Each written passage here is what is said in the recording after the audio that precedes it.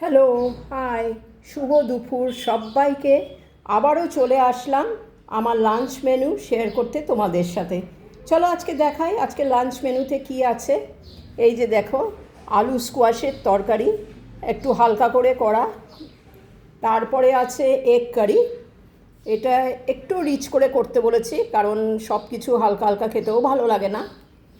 সব থেকে ফেভারিট হলো আমার শুটকি। এই যে আলু কুমড়ো দিয়ে শুটকি করেছি, এইটা অবশ্য রাত্রে আমরা খাবো। তোমাদেরকে কিন্তু ভালো মন্দ যদি রাত্রের কোনো আইটেম থাকে লাঞ্চেই তোমাদেরকে শেয়ার করে দিই ওটা।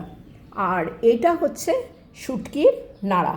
তো এইটা মানে অ্যাকচুয়ালি আমার ভাইয়ের মেয়ের জন্য করা। ও খুব নাড়াটা খেতে ভালোবাসে, শুটকি নাড়া। ওই সবজি দিয়ে খেতে স্বাভাবিক, একটা বাচ্চা ছেলে বা মেয়ে বাচ্চারা কেউই সবজি দিয়ে ভালোবাসে না। তো সেক্ষেত্রে ওকে শুধু পেঁয়াজ রসুন আর লঙ্কার গুঁড়ো দিয়ে এই নাড়াটা ওর জন্য করা। এটা আমাদের। আর আজকে আমার মার জন্মদিন, তো সেই জন্মদিন উপলক্ষে ভাইয়ের বউ দুটো কাতলা মাছের পিস দিয়ে গেছে আমার আর আমার হাজব্যান্ডের জন্য। আছে টক দই ঘরে পাতা, আর এই দেখো ফ্যারেক্স লেখা। তো এটা না 31 বছর আগের, আমার ছেলে যখন ফ্যারেক্স খেত সেই সময়কার।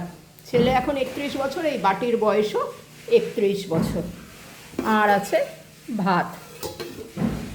আর আমার মা আজকে 89 বছর বয়সে পড়লো। তো সেই উপলক্ষে মাকে এই বয়সে আমি মনে করলাম একটু পায়েস দিয়ে আসাটাই ভালো, কারণ সামনের বছর 90 বছর হবে। আর এতটা বয়সে অন্য কিছু দেওয়ার আমি অতটা প্রয়োজন মনে করি না। সুতরাং এই বাঙালি যেটা রীতি, সেই একটু নিজে হাতে পায়েস করে দিলাম মাকে। এটা দেবো সন্ধেবেলা গিয়ে।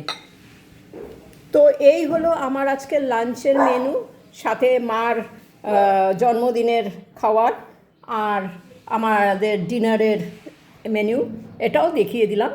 চলো আজকের মতন তাহলে বিদায় নিচ্ছি, কালকে আবার চলে আসবো কালকের মেনু নিয়ে। চলো টাটা।